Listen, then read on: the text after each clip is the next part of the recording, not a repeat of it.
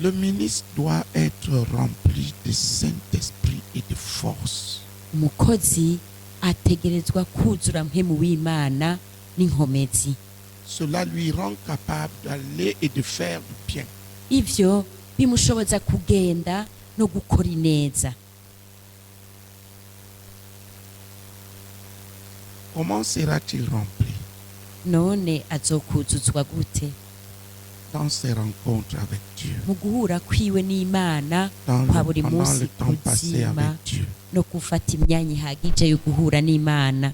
Mais il y a une autre chose que je veux dire. Ariko rero n'ikindi kintu Normalement, ce mvuge. dont la personne est remplie, il en déborde. C'est Mu vrai. bisanzwe iyo umuntu yuzuye araheza C'est de agasesekara. l'abondance du cœur que parle la bouche. Ni ivyuzuye umutima nivyo akanwa kavuga. Quelqu'un qui a passé son temps à manger l'Internet, Umuntu yamaze umwanya wiwe wose ariko yifungurira umurongo wa internet, il peut parler de la parole de Dieu. arashobora kuvuga ijambo Ce ne ry'Imana, sera jamais un débordement. ariko ntuzigere uba umusesekara waryo Jamais. na rimwe. Il va parler de la parole de Dieu, mais pas par l'esprit. Azovuga iby'ijambo ry'Imana ariko atavugishijwe na mpwemu. Qui comprend ce que je suis en train de dire? Nindatahura ivyo ndiko Pas ndababwira. par l'esprit. Atavugishijwe na mpwemu Il va parler par la chair, Et de son propre fond. azoca Ce sera ses avugira muri propres analyses. kameremere, avuga ibimwuzuye n'ingene yavyihweje. Vous avez vu hier, j'avais préparé un enseignement. Mwari mwabonye ejo hahise C'est nari l'enseignement que nateguye j'avais d'abord inyigisho donné. ni inyigisho nari natanguye gutanga, Mais je me rends subitement compte que au moment où j'étais en train de me reposer, le Seigneur me réveille avec des sujets de prière. ariko buno nyene nasanze muri ako kanya nariko ndaruhuka umwami ankanguza imitwaro yo gusengera ko ambwira Demande à Dieu. ngo saba Demande-moi Imana, ce qu'il faut faire. ngo saba ibyo utegerezwa gukora. Et d'un coup, les sujets que je vous ai partagés hier sont sortis. Buno nyene mpabwa ya mitwaro nabasangiza ngo dusengereko. Je viens là. Ndaje hano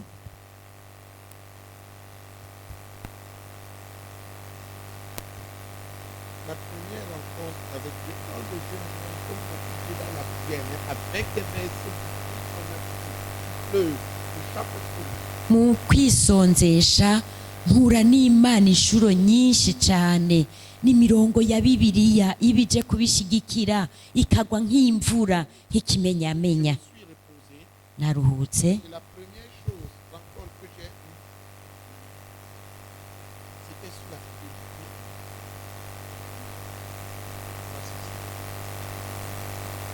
Ces sujets sont des enseignements, des instructions, des directions données. Rien qu'avec ça, si tu as la Bible, c'est comme ça que j'ai appris de ufise faire Bibiri iruhande yawe uraheze uke nanje nuko à niko travers ces niga sujets de prière. biciye muri iyi mitwaro yo gusengerako.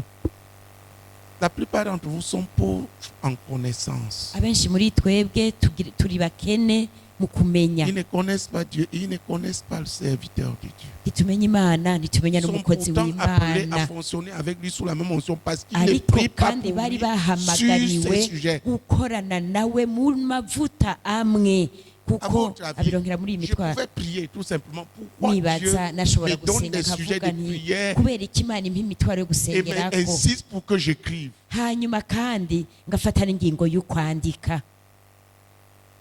S'il commence à me donner Imana itanguye et je kumpa, n'écris pas, ça s'arrête. hanyuma sinandike bikaca bicika. S'il commence à me donner, Imana itanguye tu vois, kubimpa, immédiatement je cherche le cahier. Et Ugaca plus j'écris, plus ça ucubona vient. nca ntora ikaye buno nyene, Parce qu'il veut kandi uko que vous mbandanya priez nandiko navyo bibandanya vyisuka, kuko Imana ibishaka ko natwe Mais vous n'avez tubisengerako, pas le temps. ariko mudafise umwanya.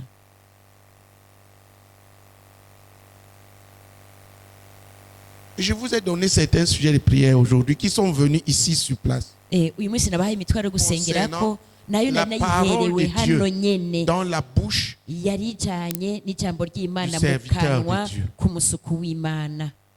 Ça, c'est ce sur quoi je voulais insister. ivyo nivyo nashaka ko dushimikako. Tu peux être rempli du Saint-Esprit, Urashobora kuba wuzuye mpwemu yera, rempli de force. kuzura inkomezi, Mais il te faut aller devant Dieu pour qu'il mette sa parole dans ta ariko bouche. urakeneye kuja Tu imbere comprends ce que y'Imana je suis en kugira train ngo de dire? ishire ijambo ryayo mu kanwa kawe. Si tu dis, comme j'ai passé Ndabitahura. le temps avec Dieu, ça va. Uvuze ati ko namaze umwanya n'imbere y'Imana n'amahoro, Il y aura un certain débordement si tu es plein. hazobaho gusesekara kunaka Mais nimba l'autre wuzuye. qui demande à Dieu, Ariko qui uwundi nawe crie, asaba Imana agatakambira Parce qu'il Imana kubera kuko abazi qu'il peut parler et mal parler, qu'il peut même parler de la parole de Dieu et ne pas parler de la part de Dieu. ko ashobora kuvuga ijambo ry'Imana ariko atariko aravuga mu gishingo c'Imana. Quelqu'un qui a faim, Umuntu de ne pas ashonje parler de son propre fond, et de ne pas kutavuga agir de son avuze propre fond devant les ibimwuzuyemwo hommes. ntakore yisunze ibimwuzuyemwo gusa, Et qui devient un monsieur qui crie. agahinduka umushinga ntaye cyangwa umugore aborogera Imana, Pousse des cris, des grands cris, avec des larmes devant Dieu. akaboroga Qui peut le imbere sauver d'un y'Imana ministère mort, des ishobora paroles mortes, kumurokora des paroles igikorwa charnelles. gipfuye n'amajambo yo mu mubiri. Celui-là sera différent. Uyo azoca C'est de lui ahinduka qu'il est uwundi question. muntu. C'est de lui qu'il est question dans Psaume 29 et dans Niwe avugwa mu Izaburi ya 29 Ézéchiel, Jérémie 3, verset 20.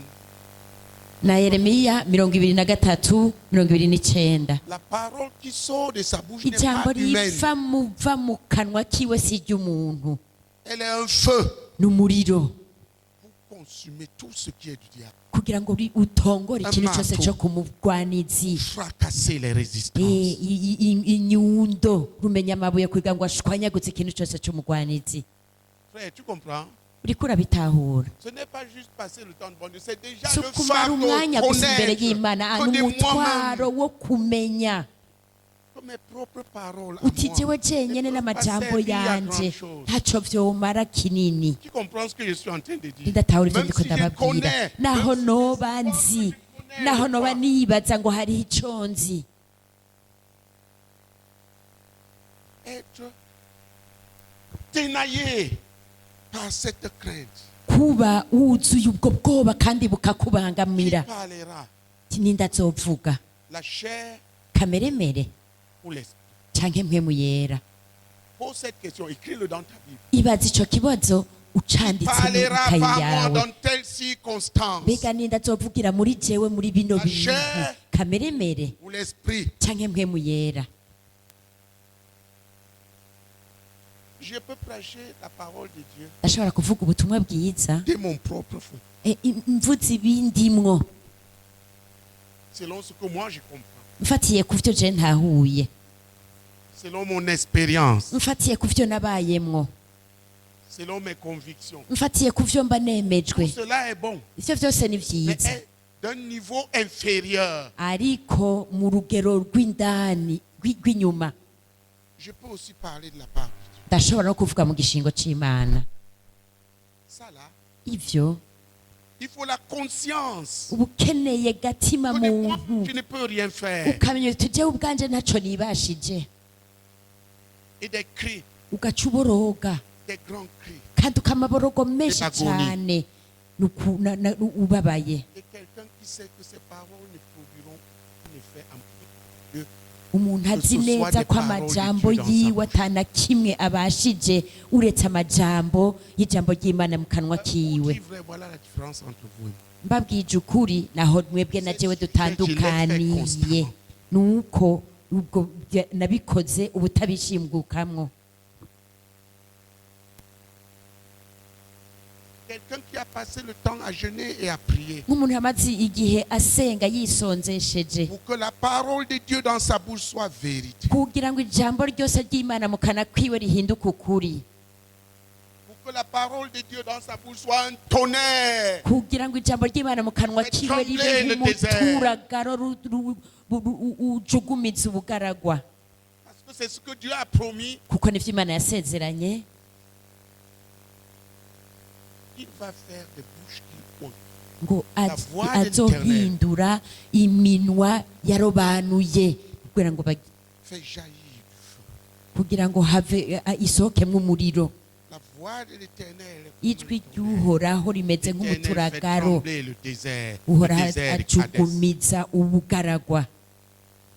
La voix de l'Éternel est comme un marteau, ijwi ry'uhoraho rimeze un marteau nk'inyundo piqueur, riracumita briser les portes d'airain, kugira ngo casser les rijanjagure verrous de fer. rijanjagura imiryango y'ivyuma y'ikuzimu. Quand je vous parle des portes d'airain, des verrous de fer, vous êtes étonnés. ndababwiye imiryango y'ivyuma muratangara. biranditse La connaissance de ce que Dieu veut faire. ukumenya ivyo Imana ishaka bigufasha gusaba ubugombe bw'Imana, ukabisaba mu masengesho gushika ubironkeye inyishu.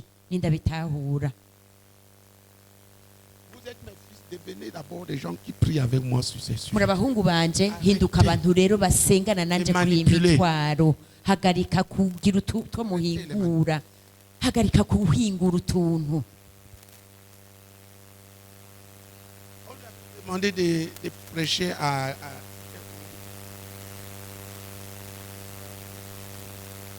non, d'abord, la première fois là, c'était à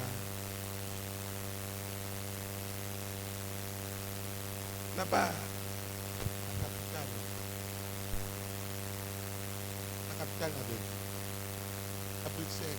ngo bari baramusavye ngo aje kuvuga ubutumwa bwiza Commencé à trembler. ku mugwa mukuru w'Ububirigi, atangura kujugumira. Bamubwira ngo aje kubasengera ingwara, atangura kujugumira. Aca yinjira n'ubwoba bwinshi mu masengesho, ariko arasenga. Imana iramwemeza, Imana iramwereka ingene genda. Ibitangaza bica bitangura kugwa nk'imvura. Ugutinya n'ubwoba yari afise, Les cris devant Dieu. ariko n'ukuntu yatakambiye Imana Dieu a parlé par sa bouche. byazanye Imana kuvugira mu kanwa Il est kiwe, écrit. kuko handitse ngo Ce n'est pas vous qui parlerez. si mwebwe muzovuga, C'est l'esprit de votre Père qui parlera en vous. ni mpemu wa so niwe azovuga, avugira muri mwebwe. Mais il y a des gaillards Ariko hariyo abantu biyemera qui je vais les bombarder. kubita mu gikiriza ati nzogenda ndabereke.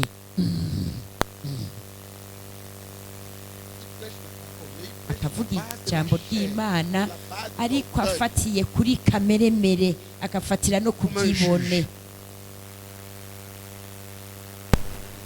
Le temps de prier. kuko nta mwana nyaronka wo gusenga. Tous ces sujets ont été donnés. Iyo Et je mitwe yose continue à les donner. Et ça yaratanzwe vous kandi parvient. bandanya Et vous ndayibaha, cherchez des choses. ariko mukaguma muronderera ibintu ahandi. Et c'est Dieu qui a ordonné ça. Et c'est Dieu kandi qui Imana donne ces sujets. yabitegetse, ni Imana isubiye kandi irabitegeka. Numva ko Déloyauté. kwihana bene data kutaba abantu bayobotse, Déloyauté. ukutayoboka. Le Seigneur a dit, Umwami yavuze, pas par moi. itavugiye kuri Le jewe, fondateur de notre- yavugiye mu watanguje kino gikorwa ngo Burundi ndabugize ubuzoja imbere y'abandi bose mu ntambara, bijya n'ivyagezwe vy'ijuru. None ivyagezwe vy'ijuru biri hehe? Comment tu combats selon ces instructions? None ugwana gute wisunze ivyagezwe vyiwe? Où sont ces instructions? None ivyo vyagezwe vyo biri hehe? Ouais, ces instructions, Ivyo vyagezwe biri hehe mwene data? qu'est-ce que tu fais ces instructions? Iyo mitwaro uyikoze iki? Des petites intelligences. Ubu abantu bahingura utuntu kandi bato bato, ariko Imana iguma ari nziza, iguma icuncubura ibintu. Ibaze bene Quand vous data faites ce que j'ai fait avec le ko frère, mwokora ivyo nakoranye na mwene data Zake ku bijanye n'irya mitwaro. Murazi abantu, tendance humaine normale, c'est de se inyifato moquer de y'umuntu ce qu'il a. n'ugucokora n'ugusuzugura ivyo afise. Parce que j'ai, Kuko ndabifise, je m'en moque. ntaco bimbariye. On envoie un sujet, les gens font des papiers chauds. Bakarubarungikira imitwaro, abantu imitwaro bakaja kuyitabarisha. Et quand tu dis qu'il veut prier, il garde sa tête. Bavuze ngo dusenge, bagaca biyagaza mu mutwe. Oh Dieu, les Oh miracles. mana, bitangaza Il ibitangaza. y a eu des instructions spécifiques. Harabayeho ivyagezwe kandi Je comprends bitomoye. pourquoi je devais insister. Ninde ataho gituma nagumye Parce que vous n'avez pas encore compris. nshimika, ntimurabitahura. Vous fonctionnez sur une notion dont vous ne connaissez connaissez pas la source. mukorera ku mavuta mutazi inkomoko yayo kubera ukwanjanjwa kwanyu, À cause du manque de prière. kubera ukubura amasengesho kwanyu. Qui prie ce sujet? Nindasengera kuri iyo mitwaro, Vous allez voir le miracle. Qui prie sur tubona ce sujet. igitangaza ivuye muri iyo mitwaro nyene Avant gusengerako. d'aller prier, lève la main. Avant d'aller. Aninde yari yifuza kubona ibitangaza imbere y'uko ase. Lève la main. Tu passes le temps à prier dessus et à t'examiner dessus avant d'aller prêcher. Aninda asengera kuri iyo mitwaro imbere yo kuja kuvuga ubutumwa bwiza. Lève la main. Nakiriza ukuboko, Vous voyez, c'est quelques-uns. nkabonye n'abantu bakenye, Les autres mastodontes là. abandi bantu bakomakomeye. Comment il va prier sur quelqu'un d'autre? Bosengera gute Ce qu'il ku mitwaro c'est que yagizwe n'uwundi l'autre là, qui l'a muntu? fait, c'est le Saint-Esprit. Frère, Uyo je ne suis wundi pas si muntu. intelligent pour faire ces sujets. Iyo wundi muntu none C'est si rega si clair, ubwenge bwose si kugira ngo bien iyo dirigé, mitwaro si précis, avec des détails bibliques que je n'amasengesho ne connais pas. abatomoye ashigikiwe n'imirongo ya Bibiliya, kuko mu nyuma ndaheza nkashigikiza n'imirongo ya Bibiliya kugira ngo Imana nayo ivyemeze. C'est ça que vous traitez n'importe. Nivyo muheza mugafata uko mwigombeye. Et c'est pour ça que quelque part on tarde à atteindre les objectifs. Nico gituma hagera ahantu tugateba gushikira intumbero tuba dufise, Parce qu'on fuit. kubera kuko duhunga amasengesho. Comment communier avec un homme de Dieu? None wonywana gute n'umuntu umukozi w'Imana? Comment exercer une autorité commune? Mbega wokoresha gute ubwo butegetsi dusangiye Dans la maison. mu nzu y'amasengesho? Le Père, Da- la Mère de Jésus data se wa Yesu voulait le chercher. yashaka kumurondera, Et là, a posé la question. aca arabaza ikibazo, Pourquoi vous me cherchez dans la vie, kubera iki mundonderera mu gisagara dans les marchés? canke mu masoko? Ne savez-vous pas? Mbega ntimuzi Je dois être dans la maison de mon Père. ko ntegereza kuba mu nzu kwa data? Car il est écrit, Kuko handitse ngo ma maison sera appelée maison de prière. ngo inzu yanje izokwitwa y'amasengesho. Zihehe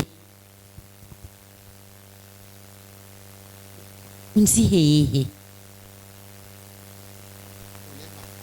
Urazi igihagararo canje? 1 mètre,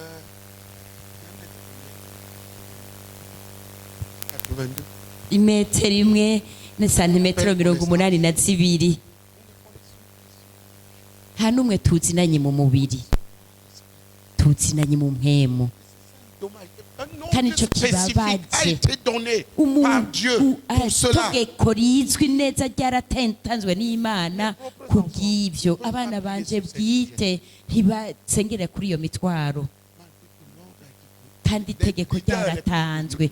N'abarongozi bakuru ntibasengera kuri iyo mitwaro, bariyuzuye, Il n'accepte même pas les ntibemera n'ukwemera ibyagezwe byatanzwe na mpwemu w'Imana mu masengesho.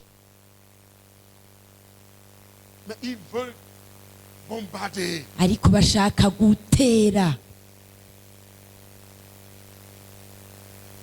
Les gens comme le frère, ils sont conduits Abantu nka mwene instinctivement data barongorwa n'ijwi ryo mu mutima, barongowe na mpwemu de la w'Imana déloyauté. Supposez kubera maintenant qu'il a ukuyoboka ces sujets et s'y kwiwe. applique. Dufatere nka muyoba yarafite Est-ce que ijya ce mitwara sera? akayitako akayisengera, mbega hova mwiki?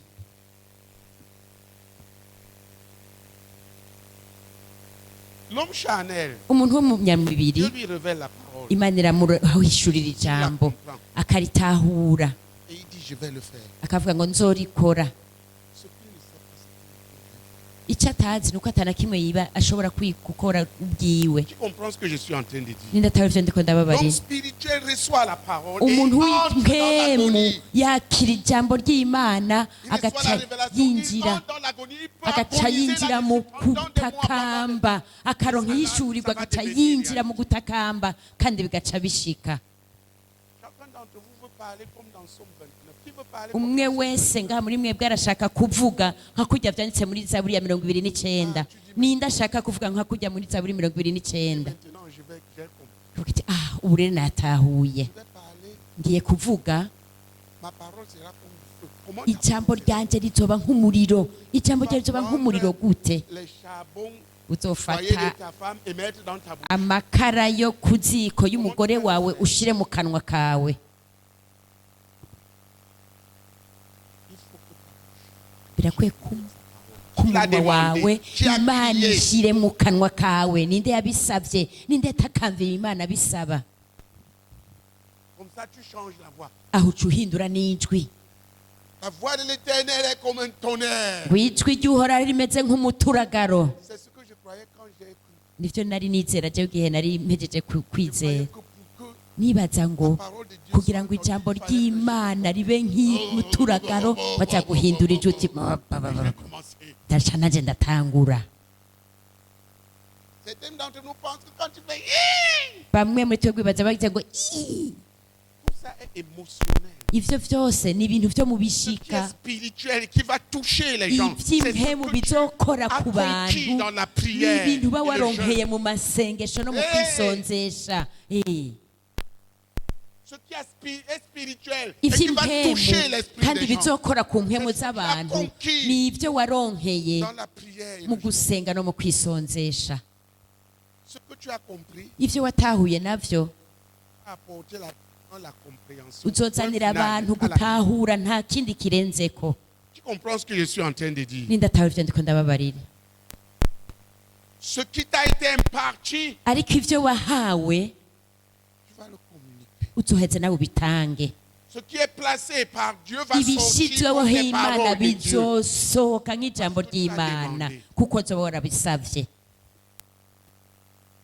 Ces sujets sont là. Iyo mitwaro iri ngaho Et le Seigneur les reprend. tout le kandi temps, umwami les aguma renouvelant, yisubiramo umwanya que nous puissions wose y arriver, accordant ayigira une nouvelle mishasha compréhension et kugira ngo retournant izane les no sujets. gutahura Et si gushasha tu remarques izana bien, n'iyindi les mitwaro. sujets, c'est les mêmes choses, mais de plus en plus claires. Ni vya bindi nyene ariko biza bitomoye kurusha ubwa mbere. Mais qui a vu Ariko ninde yabibonye? qu'il était incapable Yabonye ko de atashoboye prêcher ainsi et qui a kuvuga crié. ubutumwa gutyo agaca borogera Imana akagenda imbere y'Imana ati "Oh mwami, Oh Seigneur, oh mwami, oh Seigneur, oh mwami, ouvre les yeux des enfants et sauve-nous. urura amaso y'abana yawe maze tubohora ubukene Les messages morts, bw'ubutumwa bupfuye c'est un mot. n'ibikorwa bipfuye." Si quelqu'un veut Nimba hari umuntu umva yosenga nahaguruke prendre asenge yihane des loyautés qui le tuent. ukutayoboka kumwishe. Urya mwene D'abord, data immaculé wundi pour yarawikoreraniye cyangwa ensuite umutwaro la mwene salo. data makurata yarawifitiye nta n'umwe abifise. La sœur n'a pas cette consécration. Uyo mwene data ntafise uko kwiyegura. Ce qui fait que j'ai même du mal Bituma jewe mbangamigwa de donner les sujets. kumuha imitwaro. Je donne les sujets à quelqu'un qui va umutwaro crever dessus. umuntu azobipfirako Avant de l'écrire, d'envoyer aux gens. imbere yo kuvyandika, imbere yo kubirungikira abantu. Immaculé, on l'a mis au jeu. Makurata tabassé et accusé. Makurata baramutoteje baramubangamira bamukuramwo. Parce qu'on est comme des enfants qui s'amusent avec un nid de nageoires. Tumeze nk'abana bafyinisha On est en pleine guerre. turi mu ntambara. Vous voyez, le premier sujet que je vous ai donné, on n'a pas fini. Wa mutwaro wa mbere n'abaha ntitwanawuhejeje. Comment vous allez avoir tous les sujets? None mworonka iyindi Même si mitwaro tu veux le gute? porter.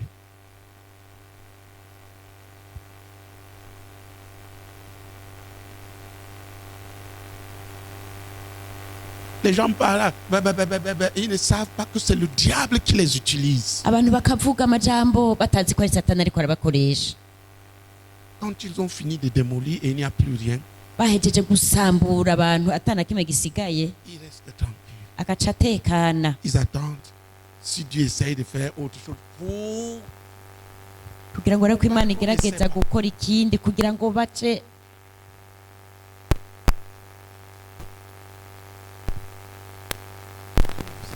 Imana idufashe. Imana idufashe. Qui voit son besoin. Ndabonye icyo akeneye. Qui voit son besoin. Ndabonye icyo akeneye. Suppose que tu fais ce que j'avais fait avec le frère Isaac. Dufate gukora ivyo nakoranye na mwene data Zake. Que tu prends une réelle séance Gafata ikiringo kiri hamwe kiboneka personnelle d'intercession sur ces choses. Ciwawe cyo kwingingira kuri bino bintu. Cela a fait de moi un homme complètement différent. Byampinduye umuntu atakiri wa wundi. Pas selon l'intelligence humaine. Atari mais par connexion divine. Ntakoresheje ubwenge bw'umuntu, oya nkoresheje n'ukunywana n'Imana. Je vous ai dit ça. Ivyo narabibabwiye. Je fais ça. Ndabikora.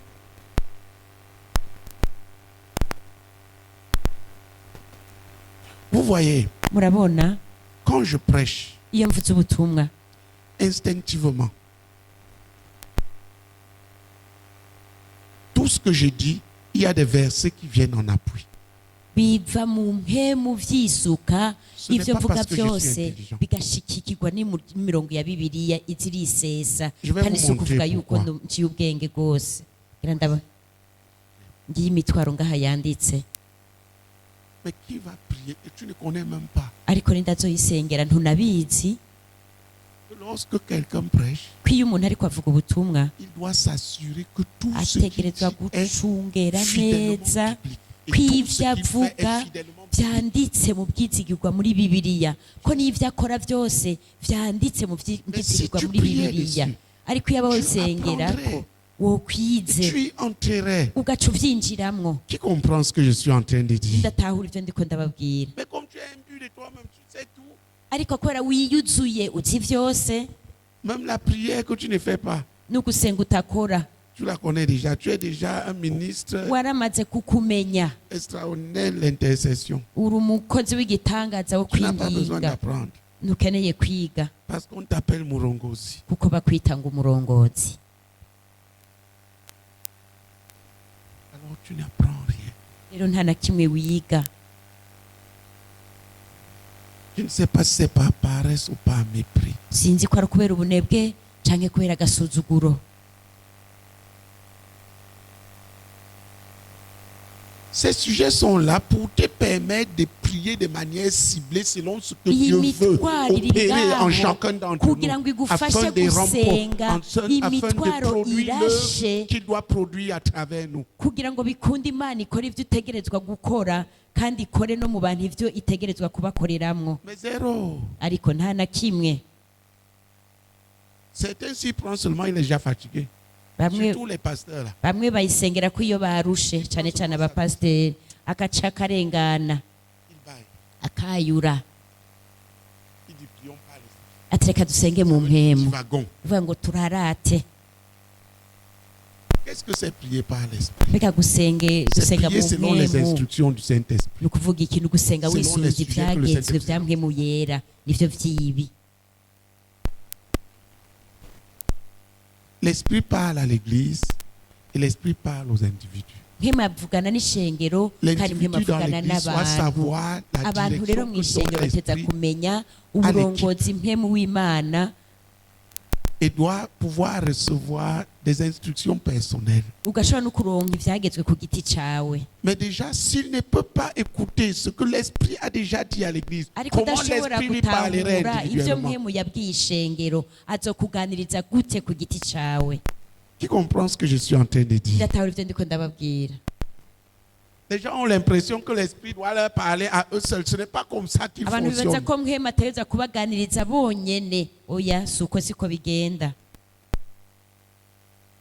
Que Dieu ramène chacun d'entre nous à combattre premièrement avec nous dans le jeûne et la prière selon les instructions qu'il nous donne du ciel.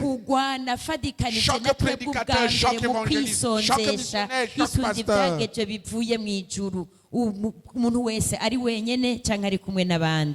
Que Dieu nous pardonne, nous délivre et nous ramène là. Levons-nous et prions. Wisengere. Prie pour les dirigeants sous le frère René. La On a des pasteurs, des missionnaires smart. dufise abungere n'abamisiyoneri bashajije cherchent des instantanés, bashaka ibintu by'akanya gato, qui ne connaissent pas l'agonie dans la prière, batazi parce qu'ils ont rejeté les sujets qui kuborogera leur mu sont. masengesho. Jules comprend ce que je dis. Jules aratahura ivyo ndiko ndamubwira. C'est ça. Ni ibi Tous tes jeunes mets là-dessus pour que nos pasteurs kwisonzesha kwawe kose reviennent uzosengera ibi à bombarder abungere le bacu ciel bose selon les bagaruke instructions que Dieu nous a données. kugwana bafatikanije n'ijuru n'ivyagezwe ijuru C'est ce que Dieu a ryaduhaye. commencé alors que cette œuvre n'existait pas encore, alors qu'il nous envoyait ici. Dieu a nivyo commandé ça. imana yatanguye, Alors qu'il nous envoyait ici. imana iriko iraturungika.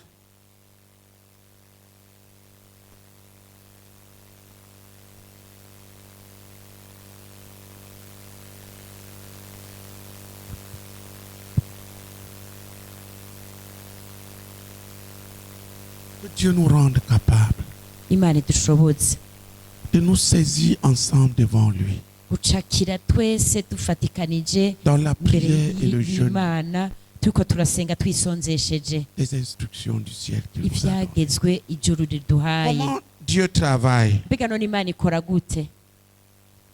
Dieu ne fait rien Imana nta na kimwe ikora sans l'avoir révélé d'avance itabanje kugihushura ubwa mbere, à ses serviteurs. Les prophètes. igihushurira abashumba bayo. Et quand il a révélé, Kandi yamaze le kugihishura, peuple doit s'en emparer ubwoko bw'Imana mugateza guca buruyicakira en disant que ta buvuga volonté soit faite sur le ciel, buti ubugombe bwawe bube mu sur la terre ijuru, comme dans le ciel. bube kw'isi nk'uko bwabaye mu ijuru. Qu'est-ce que Dieu a décidé? Mbega Imana yafashe ingingo ku Sur la giki, base de quelle tu dois frapper le ciel ku rufatiro rw'isi Si je te utegerezwa donne. gukubita ijuru, et tu refuses. Imana ikaguha ukanka. Comment vas-tu combattre? None uhetse ukagwana gute?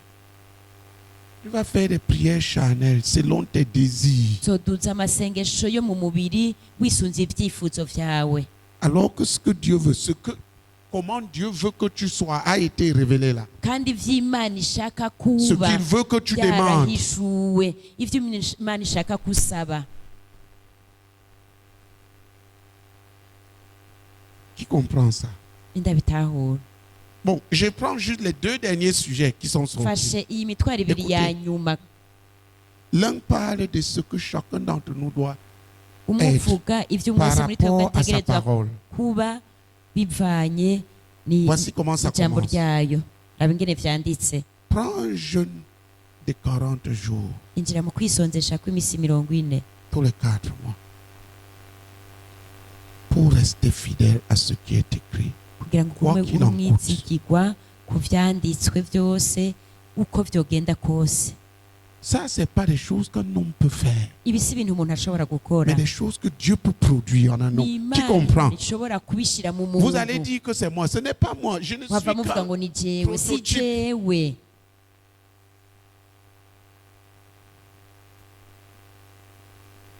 Vous m'avez vu me fixer sur des choses Mwarambonye nitunira ku bintu que Dieu veut Imana et ishaka qui sont écrites. kandi On vyanditse, tape à gauche, on tape à droite, je reste bagakubita là. iburyo bagakubita Vous ibibafu pensez que c'est humain? nkabigumako. Non, ce n'est Nibaza pas ko ari humain. ivy'umuntu. Oya, C'est des prières n'amasengesho, exaucées.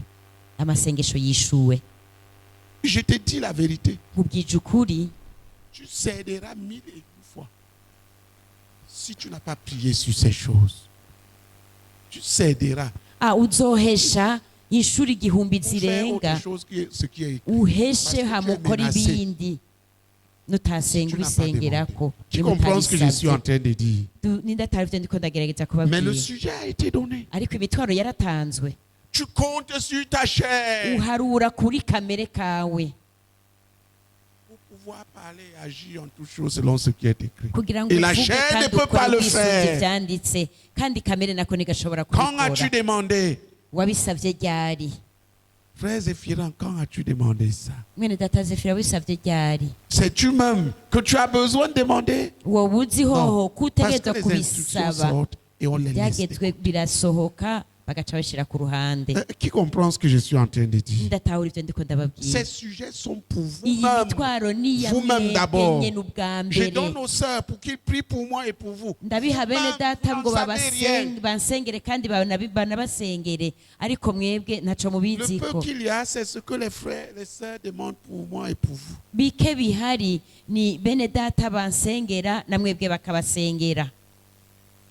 Vous êtes les barongos. Comment vous allez prier sur les sujets écrits par quelqu'un d'autre?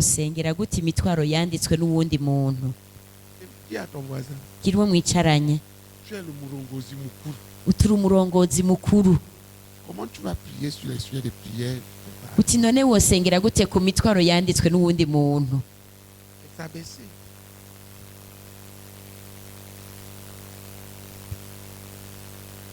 Et s'abaisser. Et c'est pourquoi on va les pasteurs avec des vies de prière piètres. Nico gituma muca muhinduka bungere bafise ubuzima bwo gusenga n'ubuzima bwo gusenga buri hasi mugira utuntu tutumanyumanyu tw'amasengesho muterera hejuru kubera ntibasenga ntibazi n'ico bari busengereko kuko barayobewe ntibamenya ivyagezwe twahawe n'ijuru vyo gusengerako. Narize kugendeshwa na mpwemu mu gusenga ngahabwa n'Imana ndiko ndasenga. En priant sur les sujets de frères. Sengera imitwaro ya mwene data zawe. Toi, comment vas-tu le faire? Weho uzobigenza gute? Comment est-ce que ça va arriver? Bizoshika gute? Tu vas essayer de faire comme moi. Uzogerageza gukora nkanje. Et plusieurs vont finir par sombrer dans la manipulation. Kandi benshi bazokwisanga bari mu guhingura utuntu. Dieu attend que tu fasses cela. Imana iriteze kubikora ivyo bintu. Tu sais juste d'imiter à l'extérieur. Uhagarike kwiganira inyuma ushinga imizi nk'iyo ba data bashinzeko n'igicaniro ba data bashinze badugije.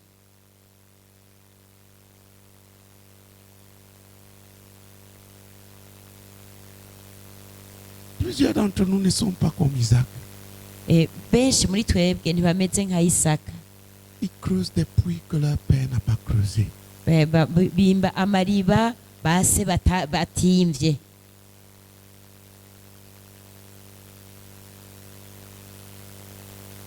Que Dieu te ramène à creuser les puits de ton père. Imana ikugarukane kwimba amariba. Lève-toi et saisis Dieu pour cela et crie à lui. Un jour nouveau s'élève. Nous voulons l'intercession pastorale. Je pense qu'on est en train de toucher l'un des plus grands pièges dans lesquels sont pris nos pasteurs et missionnaires. Et le manque de prière stratégique. Frère, si cette façon de prier ne portait pas de fruits, vous ne seriez pas là. Ces choses sont nées de rien.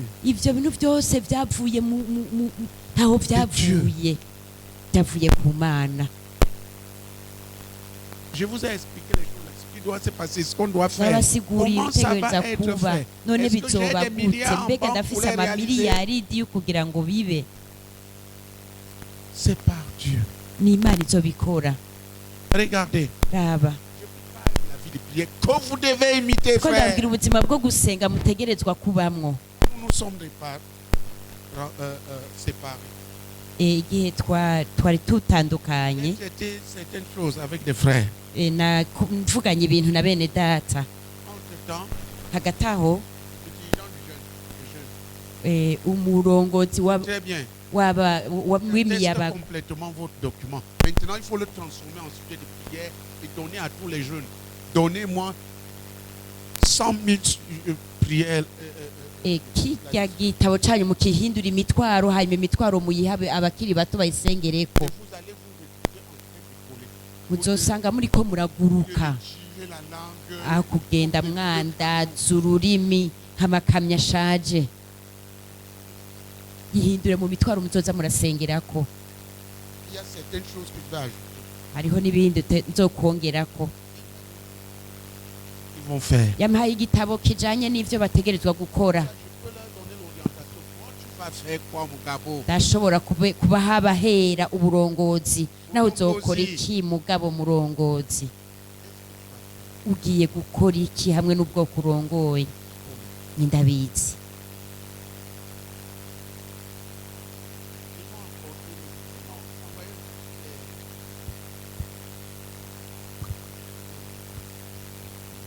Barandungikiye ibintu mu telefone mu maso byarambangamira. Abireka baca barabisohoza babishira ku mpapuro. Byaranshafashije kubisoma.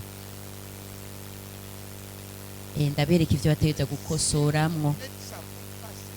Ari kivyo babisize mu gusenga no mu kwisonzesha. Nako niko kamaro ko gusenga no kwisonzesha hamwe n'ivy'Imana izo yashize ku mitima yacu. Raba tuvanye nabo nasinziriye. Nibaza ko hari umuntu yinjiye mu cumba nsinziriye ashiraho ikintu yarinde. Iyo nsinziriye ndasinzira. Ndashobora gusinzira isaha nzima nk'ibuye. Winjiye ntutugerageze no kunkorako. Murabona ibi bikorwa byose umuntu aba ariko ararekura ubushobozi. Ivy'aba bantu bose bateza guhinduka ibitangaza vy'Imana. Nivyo biba biriko birononekara.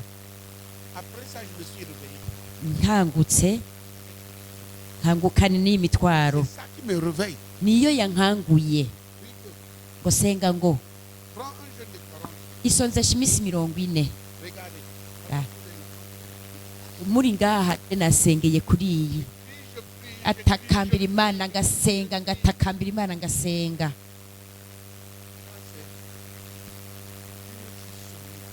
Ubu n'ubuzima buciriye bugufu ijambo ry'Imana. Ubu n'ubuzima n'ibango riri mu intsinzi. Harimo ibintu utazi kandi utazomenya nutatiriye imitwaro hanyuma ukaca winjira muri Bibiliya ngo urondere kuyitahura. Niyo mitwaro yakozwe kuri uno mugoroba kubera imvura yari kiragwa. Hama namwe mukaba mwampaye akanya kajya akanya mwampaye nagakoresheje mu kugira iyi mitwaro. Yari yasize telefone hanyuma nkumvira irasonye nkatereza akajisho mwamaca atangura kunganiriza. Ndambwira nti ngo uze uraza kuyitora saa 1 z'ijoro. Umushoferi wanje nawe nyene saa 1 igeze ntiwabonye ko saa 1 igeze ngo uze gutora telefone ari he?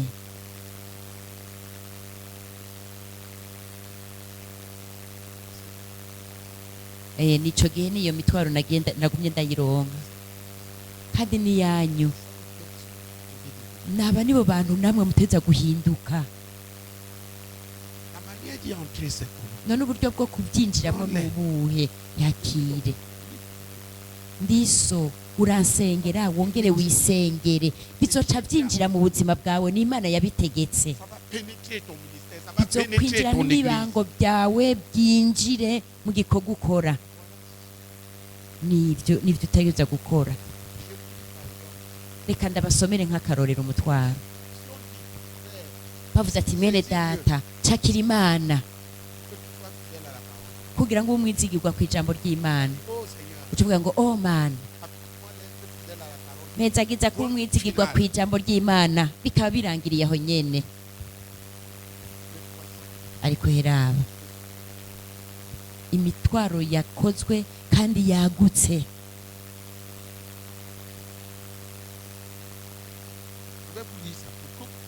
genda yibasomere kugira ngo mubitahure bene data. Ubwa mbere isonzesha iminsi 40 kugira ngo uzugumure umwizigirwa ku vyanditse ico vyo gutwara cose. Sinshobora kubikora nk'umuntu buntu, ariko Imana irashobora gukorera muri twebwe ibirengeye ivyo tuyisaba turimbura biranditse. Tu comprends ce que je suis en train de dire? Ndabyakira ngasenga Imana izoheza ibikorere muri jewe. Nivyo nivyishaka komba, nivyo nivyishaka ko muba abantu batanyeganyega iyo bariko barabivyanditse. Ivyo vyo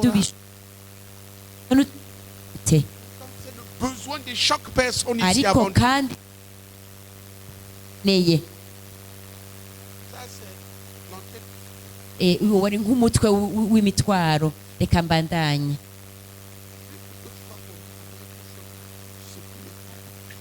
Sega kugira ngo urongorerwe guheraheza no kuvavanura ikintu cyose kitajanye n'ivyanditswe mu buzima bwawe, ibango ryawe. Ndakubwiye ngo ugende kubikora ubunyene, wobikora gute? Urazi mbega ivyanditse? Ndatari vyo ndiko ndababwira. Mpemu yera wenyene niwe wenyene ashobora kukurongorera muri ivyo bintu. Isonzeshe mwene data wa muvuga butumwa w'umuhizi yari yaravuze ubutumwa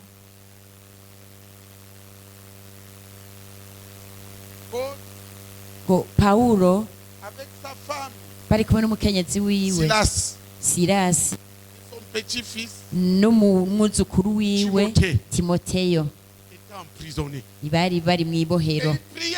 Hanyuma barasenga, isi itangura kujugumira, amabohero aruguruka, barababohora, batangura kubagaburira no kubinginga. Turategeka ngo mwene data nimuze kuri iyo Mana yabomoye amabohero. Abantu baca barizera. Ituma Imana yamukoresheje nuko Imana arezi ko atacazi ivuga vyavuguruza ijambo ry'Imana, ariko Imana iraharira ibihe vyo kutamenya. Ariko usenze mpemu w'Imana azoheza kurongore, izobizana mu maso yawe, itangure kubisobanukirwa. Abenshi ngaha barakajije gusobanukirwa. Iyo umutwaro wo gusengera uje ubunyene buno nyene impemu yanje itangura gukora ngo mbega ibi vyanditse hehe. Sindeka ngo ibintu birengane, ariko si ubushobozi bw'umuntu n'ugusobanukirwa nahawe nabiherewe ngaha mu mitwaro. Nindasahura ivyo ariko ndababarira. None uzoronka ubwo gusobanukirwa gute ntiwigeze ubisaba Imana?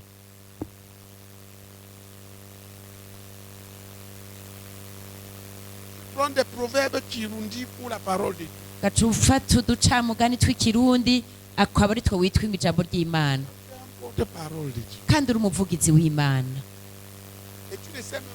kandi ntavyo uzi. Aho bitaba bihuye neza n'ijambo ry'Imana ntubimenya, kuko mpemu w'Imana wenyene niwe ari kukumurikira hanyuma akakurongora, ariko ntiwigeze ubisaba kuko ntuzi nuko bibaho. Nindatahuye ico akeneye. Urabona, ni kimwe mu bintu bibi umugwanizi ariko arakora hagati muri twebwe, abapasitori n'abamisiyonere badasenga, bashaka gusenga nabo gaca bararata, nta na kimwe coshika. Nico kintu kibi kibishe umugwanizi ariko arakorera muri twebwe. Kandi Imana nayo irabona ivyo bintu dukeneye, iraheze ikarungika imitwaro gusengerako.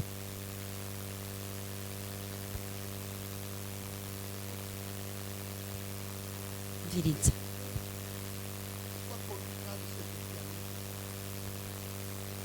senga kugira ngo Imana iguhezagize kuvavanura n'ikintu cyose kitanditse mu buzima bwawe canke mu buzima bw'igikorwa cawe.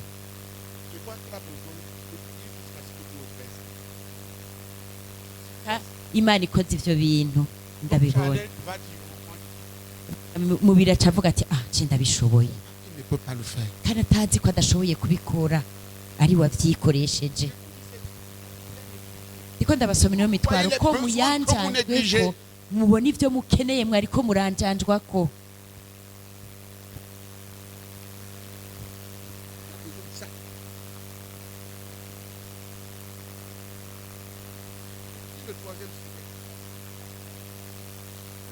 Parler et agir en toutes choses selon ce qui est fait. Tu as besoin de ça.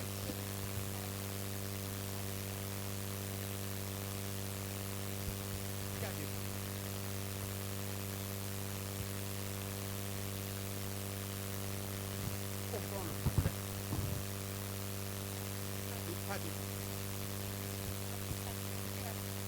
Il ne veut pas savoir comment dire. Voir.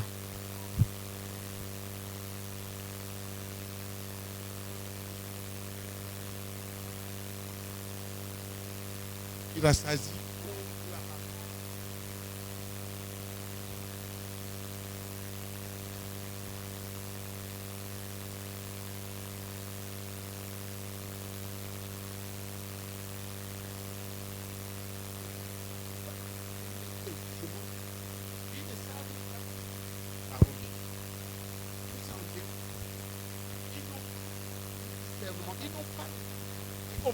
Qui comprend ce que c'est le discernement. C'est que quelqu'un parle et l'esprit en toi place ce qui est ce qui n'est pas.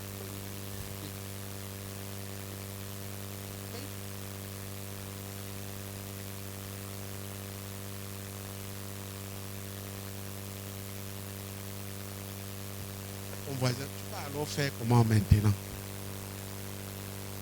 Pour devenir fidèle à la parole, comment tu vas faire?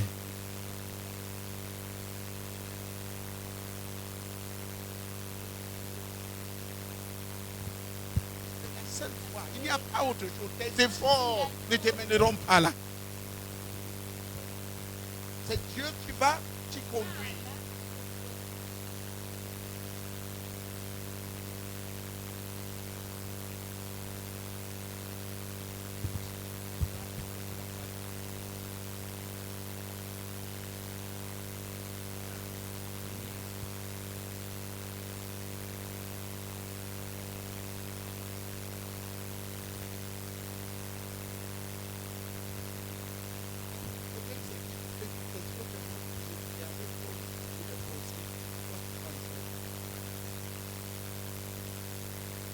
Alléluia. Il faut acheter les micros, machin.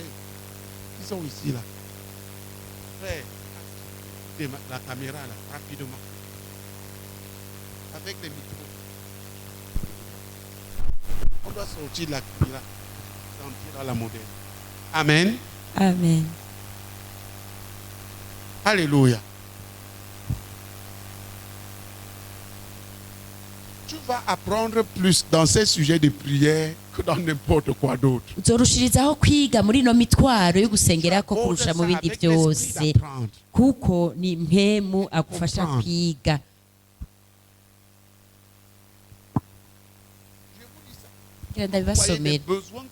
Vos propres besoins que vous ignorez. Kugira ngo mubone ivyo musanzwe mukeneye ariko mutazi. Prie pour prêcher et enseigner en toute autorité conformément à ce qui est écrit. Senga kugira ngo uzuvuga ubutumwa bwiza wongere wigishe Par le Saint-Esprit. Mu butegetsi ahantu hose uzogenda. Dans le but de réaliser tous mes plans à toi attachés. Kubw'amhemu w'Imana mu ntumbero yo gushitsa intumbero zimase kuri wewe. Qui comprend? Tu es devant une situation. Uri imbere y'ikintu uri kuracamwo. Ugasanga ari 10 ibivuga mu buryo butandukanye. Nuyuhe none uhuye neza neza nawo uzobimenya gute uzocagura gute uwo bijanye. en vue de la réalisation des plans de Dieu. Si tu n'as pas prié, kugira ngo bikunde ushikare imigambi y'Imana utasenze kandi utasoma. Mpemu w'Imana azokorera muri kandi aciye muri we, fanya n'ivyo nawe uzoba wasa. Dis ça à ton voisin. Le Saint-Esprit va opérer en toi et à travers toi. Uti mpemu w'Imana azokorera muri we kandi aciye muri wewe yisunze ivyo nawe uzoba wasavye. Bimubarire. Si tu ne crois pas, je te donne le verset. Utavyizere kandi ndaguha umurongo wanditse muri Bibiliya. Abanyefeso kigabane ca 3. Dieu qui peut faire. Imana ishoboye gukora. Par sa puissance qui agit en vous. Kubw'ubushobozi bwiwe bukorera muri twebwe ibirengeye ivyo dusaba n'ivyo mwiyumvira. Birakwiye rero gusaba. Ariko kandi mukwiye kubirimburako. Ni Imana ishobora gukorera muri mwebwe. Si wewe uzobikora. Wewe ushoboye no kuborogera Imana kugira ngo ibikorere muri wewe. Ninda bitahura. L'impératif de prier. Icy'ingenzi cyo gusenga. Toutes les révélations que Dieu te donne devant Dieu, les opère en toi. Igushiriye vyose kugira ngo Imana ikibikorera muri wewe. Sinon tu auras des pensées dans la tête. Atari ukuzogira ivyiyumviro mu mutwe. Et le diable dans la vie. Satani nawe acaza abikubure. Urafise ivyiyumviro, urafise ivyuzi, ariko nta mukorera ufise. Urafise Yesu mu mutwe na Satani mu buzima.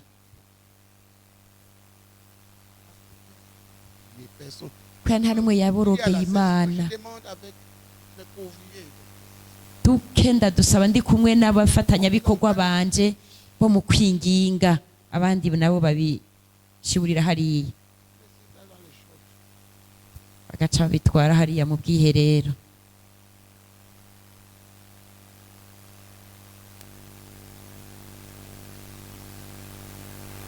Kuko murongozi mukuru gute yosengera gute ku mutwaro wanditse?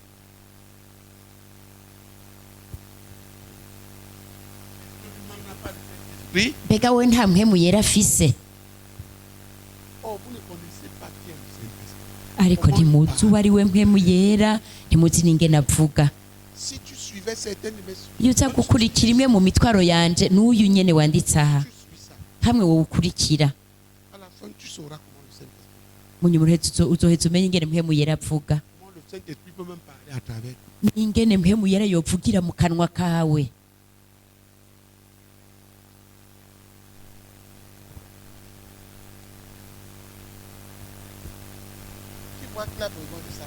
Nindasanze bino bintu abikeneye, none uzobironka gute? Babiguhaye ugaca ubisuzugura. Tuhetse ngo ucakira Imana kubw'ivyo. Nuko nimusenge Imana inagure makurata.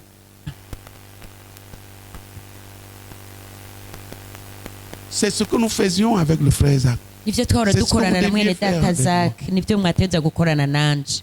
Je n'ai fait que recevoir et reporter. Jewe ico nakoze narakiriye hanyuma. Vous savez comment subiramwo. Ce don est venu de recevoir les sujets de prière. Pe murazi iyo ngabiraho nayikuye yuko iguhabwa imitwaro. J'appelle ça le don d'intercession. Ndayita ingabire yo kwinginga. On m'avait placé bari bansize dans la chaîne de prière du frère Zach. Kurunani rusengera mwene data Zach. J'avais 4 heures. Nari ndahafise amasaha 4. Niho naringikizwa. Chaque samedi de 0 à 4 heures. Buri wa gatandatu guhera mu gicugu saa 6 z'ijoro gushika saa 10 z'igitondo. Kandi inzu y'amasengesho yari kure cyane. C'était peut-être comme quelqu'un qui Ruziba pour aller à chez eux là. Non, pas à Ngagara, à Tchalama. Hagereranywa nk'umuntu yoba avuye nko mu Ruziba akaja mu à Maramvya. Basi reka dufate mu Maramvya ko ngo hari kure cyane. Frère, regardez l'engagement de Jean converti. Je marchais la plupart du temps. Akenshi bene data murabe umwete w'umuntu agikizwa kenshi ntagenda n'amaguru. Vendredi soir, j'arrivais fatigué. Kwa gatanu ku mugoroba kandi nkashikayo narushe. Je dormais d'abord. Nkabanza nkaryama. Et je me réveillais à minuit et je commençais à prier pour ngaca nkanguka saa sita z'ijoro ngaca ntangura gusenga niho nigiye vyose. Un jour j'ai demandé à Dieu, umunsi umwe nca ndabaza Imana, mais Dieu, comment cet homme fait pour faire tous ces jours de prière? none babigenza gute kugira ngo baronke iyi mitwaro yose? Faire des sujets de prière comme ça avec détails partout sur tout. Nanje ushoboye kugira imitwaro yo gusengerako ahantu hose nkagenda ndayagura shira ku imirongo ya Bibiliya. J'ai prié pour que Dieu me donne l'intelligence pour commencer à faire les sujets de prière. Nca ntangura gusenga nsaba Imana ubwenge kugira nanje nzoshobore kuzandagira imitwaro nk'iyo. J'essayais d'imaginer. Nkagerageza kwiyumvira. Je prenais un domaine, j'essayais d'imaginer. Ngafata nk'igisata nkiyumvira ariko sindabishobore. Et une nuit, ijoro rimwe le frère Zach était en Inde. Bene data Zach ari mu Buhindi. J'avais pris un jeûne partiel de 30 jours pour l'accompagner. Nari Et j'ai demandé à Dieu ibice qu'il imisi unisse 30 mon esprit au sien. kugira ngo ndamuherekereze muri urwo rugendo kasega kugira ngo Imana ifatanye impemu yanje Mon n'iyiwe. fils, frère, j'étais un jeune converti. Bene data niho nari ngikizwa. La plupart d'entre vous attendent ce qu'ils n'ont jamais demandé. Abenshi turindira ivyo Et même tutigeze quand on leur dusaba donne, ils prennent à niyo la légère. ubisavye ukabifata vyanjanjwako. Il était en Inde. Yari mu Buhindi. Nous ne savions pas qu'il était en danger. Ntitwari tuzi ko abangamiwe. C'est à ce moment-là que le frère Zach a rencontré le Dieu de l'Inde. Il voulait prendre sa vie. Naho niho mwene data Zach yahuye n'ibimana Dieu by'Abahindi byashakana kumutwara ubuzima. Frère, nous étions à la chaîne. Natwe twari ku runani turiko turasenga.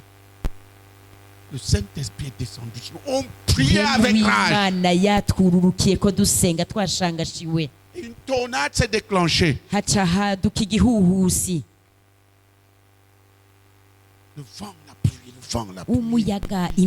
Umuyaga imvura, imiravyo, imituragaro. Vers 2 heures, Nka saa alors munani on était z'igitondo chaud en train d'être bombardé turiko turasenga sujets qui étaient turwana ngiyi mitwaro tuyifise pour sa protection. turiko tusenga tumukingira. Un troisième frère est entré. Mwene data wa gatatu araza yifatanya natwe. Yasa na wewe yinjiye ku runana azana n'itiro ryuzuye amaso akwega amaguru ngo Un esprit l'a frappé ici. buno nyene nk'emikubita ngaha mu mugongo. Tangura kuboroga ngo yo tumbwa tugenda mwene data so kugende.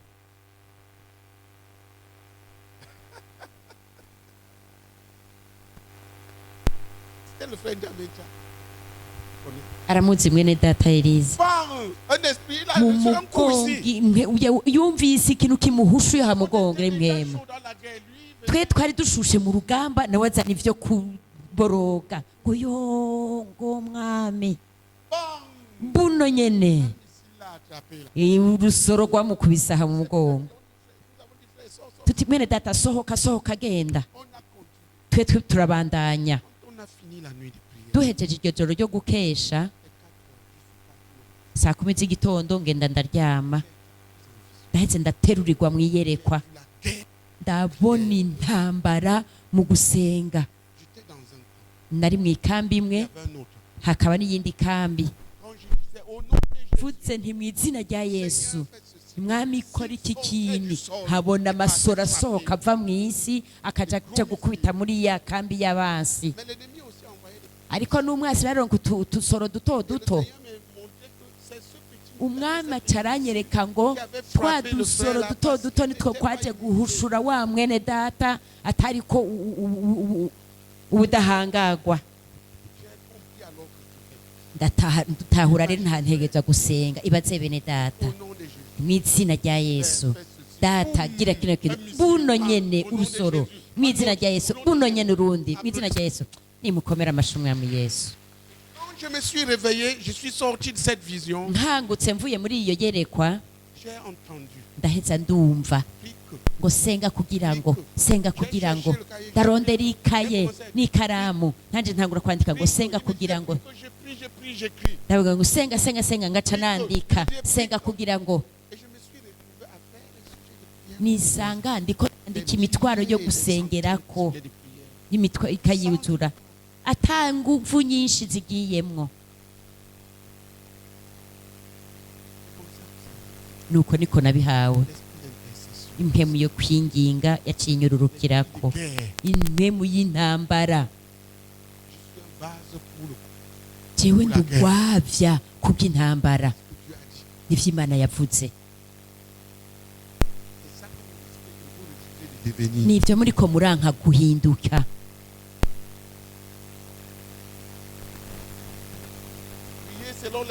Ugasenga wisunze ivyagezwe vy'ijuru, ubwo nyene urusoro rugasohoka, bum urundi rugasohoka, bum urundi rugasohoka. Perezida dushima Imana ku bushobozi nk'ubwo bwo kwinginga. Mbaza bo mwicanye tuweho bizogushikako gute?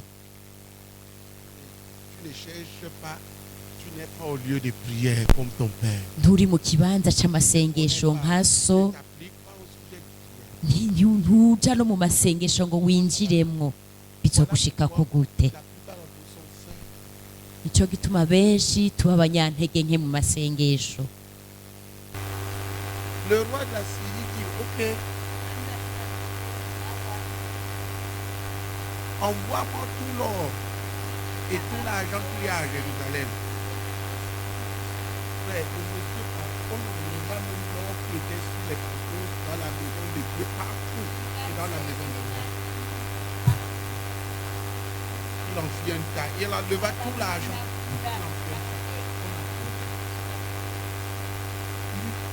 Il s'est débrouillé. C'est comme ça. Ce sont les pasteurs qui ne font pas. Ils essayent de négocier. Le gars est débrouillé.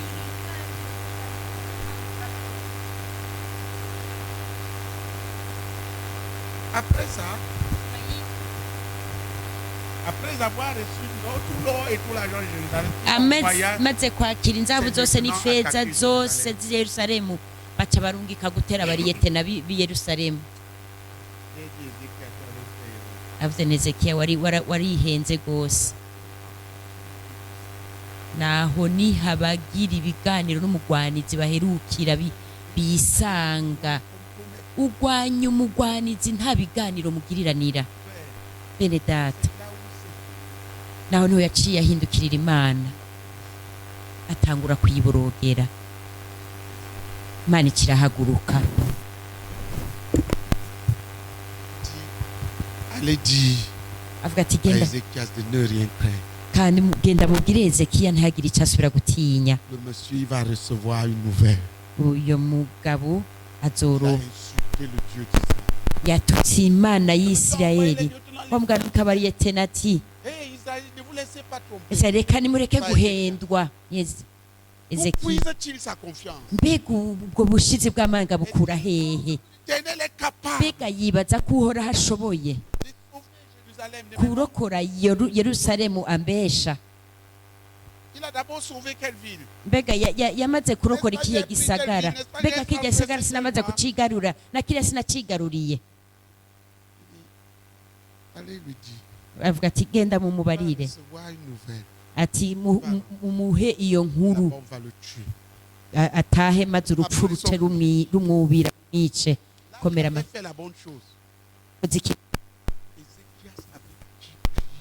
Ezekiya yari yataka.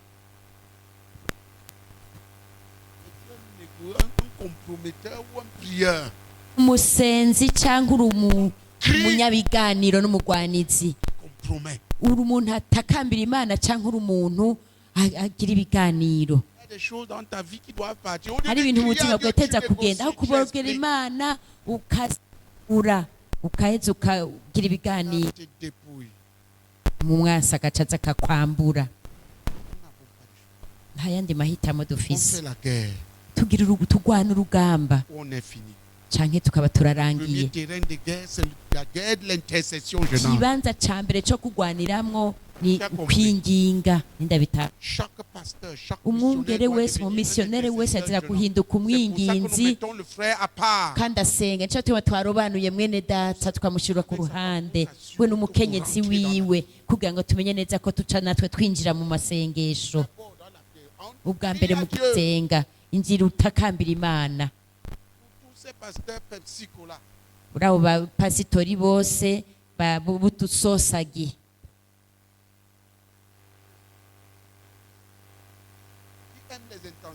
Et les petits colas là, tu tires juste le bouchon.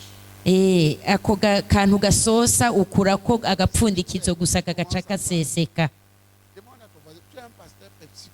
Bazu bamwicanye turi uwo mupasitori wako kantu gasosa bugurura rimwe kagacaga.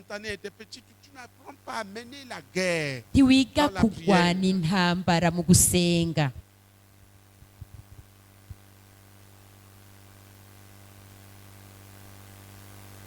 Mets tout dans les petits gestes. Byose ubishyira mu tumenyetso duto duto. Muraraba nk'abapasitori ba gipentekoti arikanira ngo gatitira. Ça veut dire que le Saint-Esprit est jamais.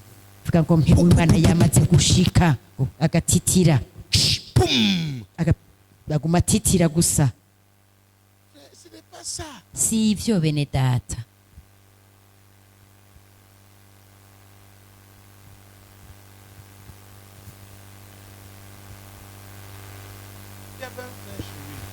Ariho mwene data iwe uyu mupasitori asinziriye mu ikoraniro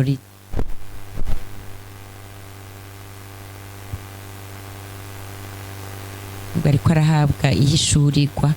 Dusangize ivyo wahishuriwe.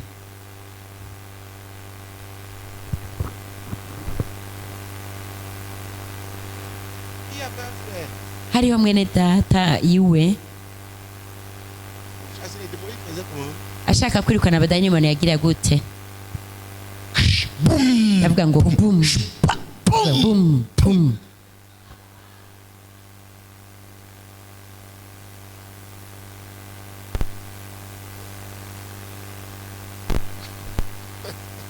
Quand tout est mis dans les manières, iyo byose wabishitse aho buri kurahingura ibintu ariko ukoresheje ibishika.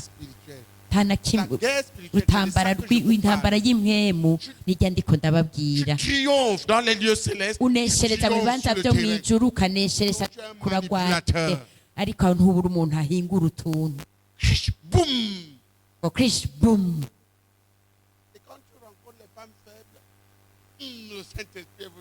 Uye n'abagore banyoganyoga uvuze gutyo baca ihushura hasi ngo mpemu yaje. Bakavuga ngo pastor avuga ngo krish boom. Ibintu bikaba birabaye. Ce que je veux démontrer au pasteur pentecôtiste, que nous devons démontrer, c'est que tout peut être normal les choses. Icyo twakwereka abo pastori b'abapenekoti ni uko hashobora kuba hakenewe ijambo gusa byose bikaba. Hari igihe ivy'urwamo vyahagaze ibintu bigaca bikoreka.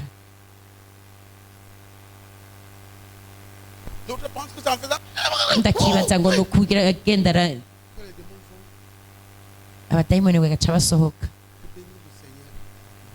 Ndashima Imana iharira ukutamenya kwacu kose. Ntibaba babaye imbere y'Imana, ntibaba batakambiye Imana. Byose babishira mu bimenyetso.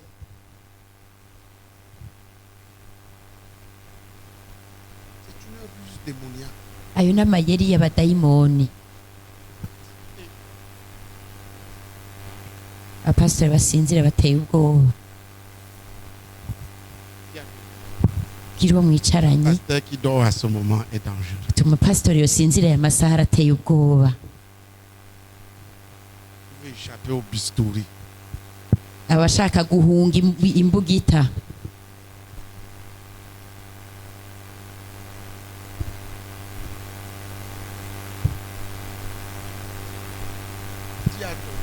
Kiriwo mwicaranye. Va d'abord triompher dans les lieux célestes. Uti mwene data banza ugende kuneshereza mu bibanza vyo mwijuru. Le sujet va combattre. Fata imitwaro ugende kugwanisha. Nivyo na Yesu yakora. La nuit prière. Ku mwijoro yarasenga. Akanesha umugwanizi mu bibanza vyo mwijuru. Ku mutaga kamukandagirako.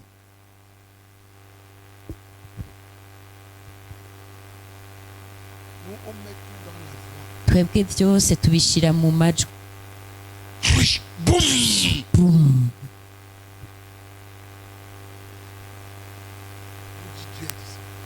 Vuga ngo Imana yururutse. Byose bigahinduka ivy'ibigumbagumba. Nta na kimwe cy'impemo kibamwo. Nta na kimwe gihingura abantu ngo kibashikire ishiki bwina kubera kuko Imana ntiza nta numwe aba yayisavye ize.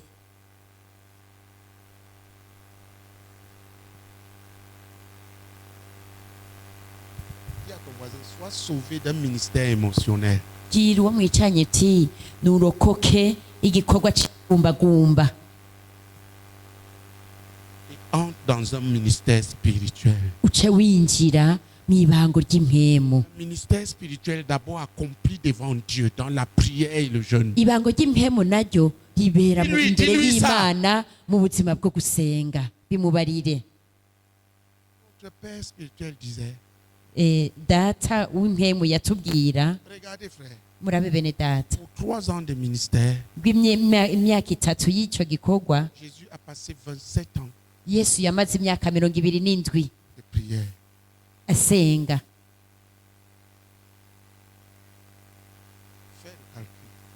Gira igiharuro. Ça fait 9 heures de prière pour 1 heure. Uca usanga ari imyaka 9 asenga. Aha. Pour 1 heure de prédication. Nisa imwe kuvuga ubutumwa. Kandi ari umwana w'Imana bene. Ndi wewe ntumuruta. Wewe ntumurusha mpemu yera. Avant d'avoir fait 15 minutes. Mbere yuko uheze iminota 5. Va sonner 10 heures. Tugenda kuvuga masaha 10 boom yo kuvuga ngo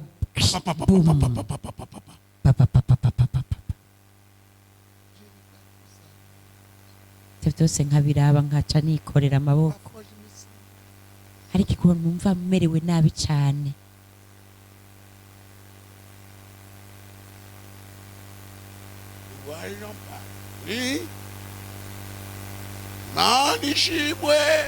Imana ishimwe.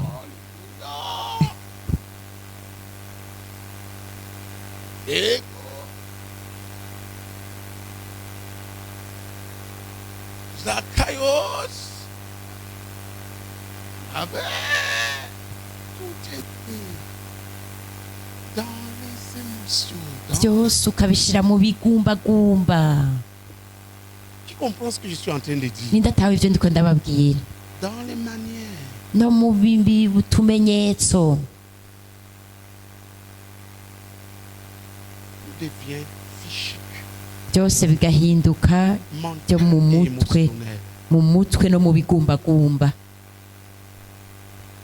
Ça peut toucher les gens. Birashobora gukora ku bantu. Ça peut paraître mais ça n'est pas produit.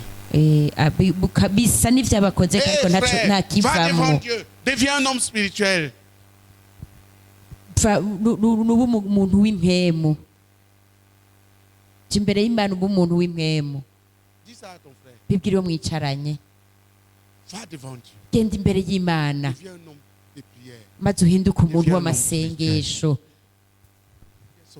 Imitwaro twayihawe. Tuhaguruke dusenge.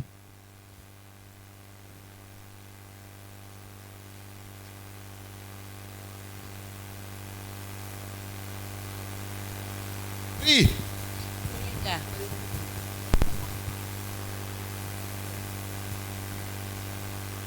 Abapasitori mvuze ngo senga acatangwa kubaza ngo mbega mpera hehe, mpere kwijuru mpere kwisi, cayiyagaza mu mutwe. Senga bene data, nimusengeye pasitori, n'abapasitori bategerezwa gusenga.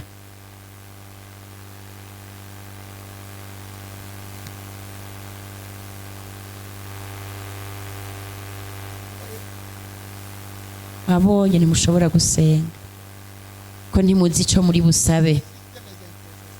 Iyo aza kuba ari nk'abinginzi bari hano,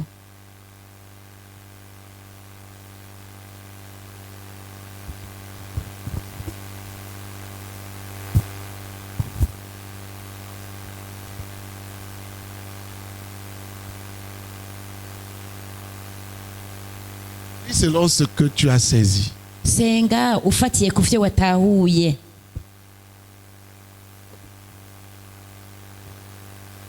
Te sauve. Ene data Imana igurokore. C'est léger. Qui ne prie pas. Kuba umwungera adasenga.